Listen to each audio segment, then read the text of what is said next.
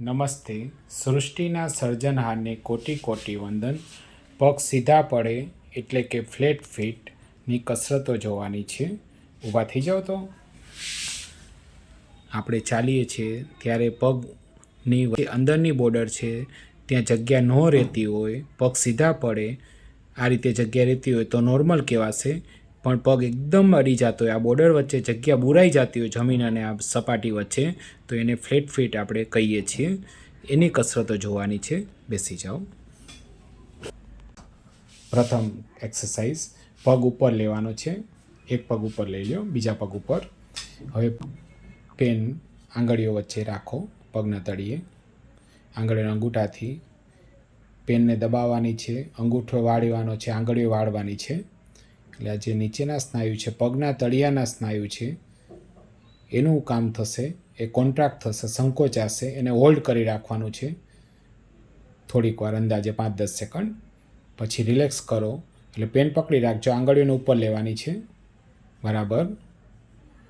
થોડીક વાર એમને રાખવાની છે 5-10 સેકન્ડ આંગળીઓ. ફરીથી પેન રાખો, આંગળીઓ અંગૂઠા પાસે દબાવવાની છે, પેનને રોકી રાખો ટાઈટ. એવું એકસાથે આપણી અનુકૂળતાએ 5 વાર 10 વાર જ્યારે આપણને સમય મળે ત્યારે દિવસે કરી શકશું. નેક્સ્ટ બીજી એક્સરસાઇઝ, પગ ઉપર જ રાખેલો છે, વાળીને જ બીજા પગ ઉપર, ઉપરની બોર્ડર ઉપર એટલે અંદરની બોર્ડર ઉપર એક હાથ રાખવાનો છે. કોઈ પણ એક હાથ રાખી શકાશે, આંગળીઓ હથેળી જે આપણને અનુકૂળ આવે. હવે હાથ રાખેલો છે એટલે પગને નીચેથી ઉપર લેવાનો છે, એન્કલમાંથી. હા, ઉપર લેતા જાઓ અને હાથથી નીચે વજન આપવાનું છે, પગ તરફ પ્રેશરે કરવાનું છે. પણ એટલું પ્રેશર કરવાનું આપણે કે પગે આપણો આ રીતે ઉપર થવો જોઈએ, ગોઠણ નીચે રહેવો જોઈએ, ગોઠણને ઊંચો ન થવા દેતા. બરાબર છે. હાથનું પ્રેશરે લાગવું જોઈએ, ધક્કો લાગવો જોઈએ અને પગની રેન્જ ઉપર આવી જોઈએ. થોડીક વાર રોકી રાખો, પછી ધીમે ધીમે રિલેક્સ. પગને પાછો ન્યુટ્રલમાં લઈ જવાનો છે. બરાબર. ફરીથી એ જ રીતે પગ ઉપર લેવાનો છે અને ઉપર હાથથી વજન આપવાનું ચાલુ રાખવાનું છે. પગ સહેલાઈથી ઉપર ન આવવો જોઈએ કે એના ઉપર સારું એવું પ્રેશર લાગવું જોઈએ, ધક્કો લાગવો જોઈએ. એટલે આ બધા સ્નાયુઓ છે અંદરની બોર્ડરના કાંડા સુધીના, એન્કલથી ફૂટ સુધીના, એનું સ્ટ્રેન્થનિંગ થશે, એનો ફોર્સ વધારે કરવો પડશે, તાકાત વાપરવી પડશે આપણે. આંગળીઓથી ન ફાવે તો હવે હથેળી રાખી શકશો. જો હથેળી રાખીને એકવાર કરી જો, બેમાંથી જે અનુકૂળ આવે આપણે. સરસ. હવે પગને ઉપર લેવાનો છે, હથેળીથી આપણે નીચે દબાણ રાખવાનું છે અને એકદમ સ્પીડ, ધીમામાં ધીમી, સ્લોલી કે ધીમે ધીમે પગ આપણે ઉપર આવવો જોઈએ. એટલે કોન્સ્ટન્ટ પ્રેશર જળવાઈ રહેશે. રોકી રાખો થોડીક વાર, ધીમે ધીમે નીચે લઈ લો, રિલેક્સ. ફરીથી એકવાર કરો. પગ ધીમે ધીમે ઉપર આવવો જોઈએ, આપણા હાથથી પ્રેશર જળવાઈ રહેવું જોઈએ, નીચેથી ઉપર સુધી આપણું પ્રેશર જળવાઈ રહેવું જોઈએ. હાથથી ધક્કો મારીને રોકી રાખવાનો છે 5-10 સેકન્ડ અંદાજે. રિલેક્સ, ધીરે ધીરે. હવે એ જ રીતે આપણે ઉપર હાથ રાખ્યો તો હવે અંદર હાથ રાખવાનો છે અહીંયા. હવે પગને આપણે ગોઠણ તરફ લેવાનો છે, એન્કલને. યસ. અને પગે લેતા જવાનો છે અને હાથથી પ્રેશરે આપવાનું છે. પગ ગોઠણ તરફ લેવાનો છે એન્કલથી અને હાથથી સામે ધક્કો મારવાનો છે, આંગળીઓ હથેળીથી જે આપણને અનુકૂળ આવે, જે વધારે ફાવે એ લેતા જાઓ પગ. સરસ. બરાબર છે. લેતા જાઓ. બસ ઉપર જેટલો આવે એટલો, અને આંગળીઓ આ રીતે સીધી જ રાખવાની, પડેલી ન રહે એમ રોકી રાખવાનું છે. હાથ એકદમ અડેલો રહેવો જોઈએ પગને. રિલેક્સ. પાછો ન્યુટ્રલમાં લઈ લ્યો. સરસ. ફરીથી એકવાર. હવે હથેળી એકવાર કરો, પગ ગોઠણ તરફ લઈ જવાનો છે, ધીરે ધીરે લઈ જાઓ.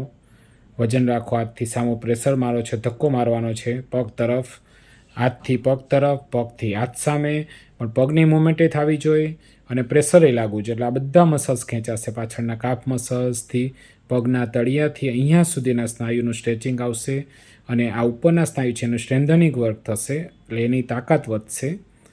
રિલેક્સ, ધીરે ધીરે. ફરીથી એકવાર લઈ જાઓ. પગને ગોઠણ તરફ લઈ જવાનો છે કાંડામાંથી અને હાથથી આપણે પ્રેશર રાખવાનું છે. પગ ધીમે ધીમે લઈ જવાનો છે, ધક્કોય આપણે જાળવી રાખવાનો છે. હાથથી પગ તરફ, પગથી હાથ સામે, ધીમે ધીમે રિલેક્સ. બરાબર છે. નેક્સ્ટ. હવે એક પગ, કોઈ પણ પગ ઉપર લેવાનો છે. બરાબર છે. હવે આપણે ઉપર પ્રેશરવાળી જોઈએ એક્સરસાઇઝ, ઉપર હાથ રાખીને ધક્કો મારવાની છે, અંદર હાથ રાખીને ધક્કો મારવાની છે. હવે આ સપાટી ઉપર પગના તળિયે હાથ રાખવાનો છે, અહીંયા હથેળી કે આંગળીઓ જે અનુકૂળ આવે. પહેલાં આંગળીથી કરો 2-3 વાર. હવે પગને આપણે બહારની તરફ લેવાનો છે, એન્કલમાંથી લેતા જાઓ. બરાબર છે, જેટલો નમે એટલો. સરસ. અને હાથથી પ્રેશર રાખવાનું છે ધક્કો મારી. હવે જેટલો વધારે આવે એટલો પછી આંગળીઓ અને અંગૂઠો આપણે વાળેલા રાખવાના છે. વાળી દેજો, ધક્કો મારજો. હાથથી સામે, પગથી હાથ સામે પ્રેશર જળવાઈ રહેશે અને આંગળીઓ અને અંગૂઠો વળેલા રહેશે. 3 મૂવમેન્ટ સાથે રહેશે. આમાં હોલ્ડ કરી રાખવાનું છે થોડીક વાર, 5-10 સેકન્ડ. પછી રિલેક્સ. પછી જેમ હતો એમ પગ એકદમ ફ્રી છોડી દેવાનો છે. ધક્કો, આંગળીઓ અને અંગૂઠો રિલેક્સ કરી દેવાના છે. વળેલા હોય ફરીથી કરો. હવે હથેળી રાખીને હથેળીથી ધક્કો મારો. બરાબર છે. અને ધીમે ધીમે લેતા જાઓ એટલે પ્રેશર એટલું સરસ જળવાઈ રહેશે ને. રોકી રાખો. બરાબર છે. હાથથી પગ સામે અને પગથી હાથ સામે પ્રેશર અને આંગળીઓના અંગૂઠા વાળેલા રાખજો. બરાબર છે. ખેંચાય એવું લાગશે પગના તળિયે, આ બોર્ડરમાં, નીચેની પાછળના મસલ્સ, કાફ મસલ્સમાં અને આગળના સ્નાયુમાં. રિલેક્સ. ફરીથી લઈ જાઓ એકવાર ધક્કો મારીને. બરાબર છે. ધીમે ધીમે આંગળીથી પગ સામે, પગથી આંગળીઓ સામે. હોલ્ડ કરી રાખજો. રોકો. રોકી રાખવાનું છે. જેટલી વાર હોલ્ડ થશે એટલી વાર સસ્ટેન સ્ટ્રેચિંગ આવશે, સસ્ટેન સ્ટ્રેન્થનિંગ ઇફેક્ટ થશે કે આ પ્રેશર મેન્ટેન રાખવાનું છે. આંગળીઓથી પગ સામે અને પગથી હાથ સામે અને આંગળીઓનો અંગૂઠો વાળેલા રાખજો એ દરમિયાન. એટલે રિપીટેશન ઓછા થશે ચાલશે, પણ જેટલી વાર કરીએ આપણે 2-4 રિપીટેશન એક્યુરેટ થશે એટલે એનો આઉટપુટ બહુ જ સારો આવશે, ઇફેક્ટ વધારે આવશે, રિઝલ્ટ સારું મળશે. આ બધી જ એક્સરસાઇઝ આપણે ફ્લેટ ફીટની જોઈએ. આ એની ટાઈમ એનીવેર આપણે કરી શકશું. રિલેક્સ કરજો ન્યુટ્રલમાં. ફરીથી એકવાર કરો. બરાબર. આપણે કોઈ પણ જગ્યાએ બેઠા હોય તો આ તો બેસીને ગમે ત્યારે થઈ શકશે, કે આપણે ઘરે હોય તોય થઈ શકશે, આપણે કામ કરતા હોય ત્યાં પણ આપણે કરી શકશું. રોકી રાખજો. હોલ્ડ કરો. યસ. હવે 4 એક્સરસાઇઝ પાછી 1-2 વાર રિપીટ કરવાની છે. ફર્સ્ટ એક્સરસાઇઝ, પેન રાખવાની છે આંગળીઓ અંગૂઠા પાસે. આંગળીઓ અંગૂઠાથી પેનને દબાવો. આંગળીઓ વાળવાની છે, અંગૂઠો વાળવાનો છે. પેનને રોકી રાખો પ્રેશર સાથે. થોડીક વાર રોકી રાખવાની છે. હોલ્ડ કરો. પેન પકડી રાખવાની છે. પછી રિલેક્સ. રિલેક્સ કરો એટલે આંગળીઓનો અંગૂઠો સીધા રાખવાના છે. પેન પકડી રાખીને ફરીથી એકવાર દબાવો. હોલ્ડ કરો. સરસ.